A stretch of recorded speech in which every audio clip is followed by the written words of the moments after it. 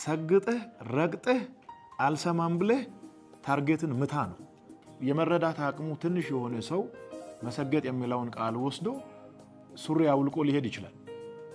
ይሄ የልጁ ጉዳይ ነው። በመቶ ጤናማ ውስጥ አንድ እብድ አይጠፋም። ይሄ ይጠበቃል። ምንም ብታስተምር አዶናይ ሀገር እያጠፋ ነው ብሎ መንግስት ጣልቃ ግባ፣ ትምህርት ሚኒስቴር ጣልቃ ግባ ማለት በጣም የወረደ ከመሬት በታች የሆነ አስተሳሰብ ነው።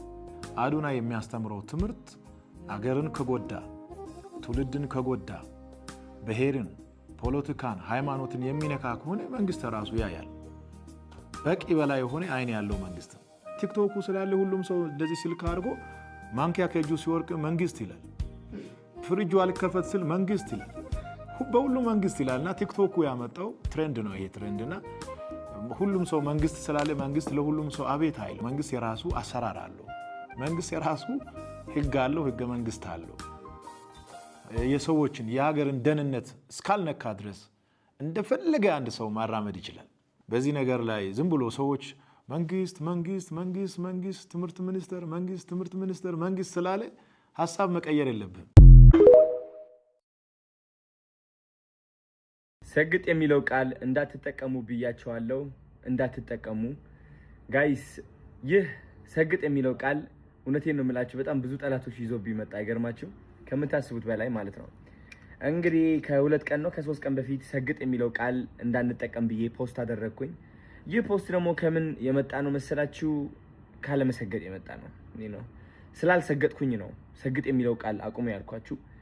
እና አንዳንድ ሰዎች ሰግጠው እየጠሉን፣ ሰግጠው ለመመቃኘት እየሞከሩ ነው፣ ሰግጠው ላለመረዳት እየሞከሩ ነው፣ ሰግጠን ለማስረዳት እየሞከርን ሰግጠው ላለመረዳት እየሞከሩ ነው። ስለዚህ ካሁን በኋላ ሰግጥ የሚለው ቃል እንዳትጠቀሙ፣ ስግጥግጥ የሚለው ቃል ነው የምትጠቀሙት ማለት ነው። ከስግጥ ፍምስ ወደ ስግጥግጥ ፍምስ ተቀይሯል ማለት ነው። ስግጥግጥ እሰጋግጣለሁ። ፍርሃት አያሸንፈኝም። እኔ በምንም ተአምር ፍርሃት አያሸንፈኝም። ስህተት እስካልሰራው ድረስ ፍርሃት አያሸንፈኝም። ለዓላማዬ የምሞት ሰው ነኝ። ለዓላማዬ እውነት የምቆም ሰው ነኝ። እኔ መሰገጥ ማለት ይህ ነው። ለዓላማ ቁም ብዬ እየመከርኩኝ እያለ እንዴት ከዓላማ ይርቃለሁ? እኔ አንድ ሰው አልወደደውም፣ ያ ደስ አላለውም፣ ያ ይታገድልን ምናምን ስላለ ብቻ በፍርሃት ምክንያት ለዓላማዬ አልቆምኩም። እናንተ የመሰላችሁ ሰግጥ የሚለው ቃል ያቆምኩት ነው የመሰላችሁ? በቃ ሰግጥ ይኸው ሲምፕል 3 ቃላት ነው። ወደ ፍግት፣ ወደ ትግት፣ ወደ ስርት ፍምስ እንቀይረዋለን ምናምን እያላችሁ ነበር። ቃላቱ አይደለም። this is my integrity የአዶናይ ኢንቴግሪቲ ነው ይሄ። ስግጥ ማለት ትርጉም አለው። ትርጉሙ ደግሞ እኔ ሰጥቼዋለሁ። በጠላቶች ስም ደግሞ ይህ ትርጉም ሊቀየር አይችልም።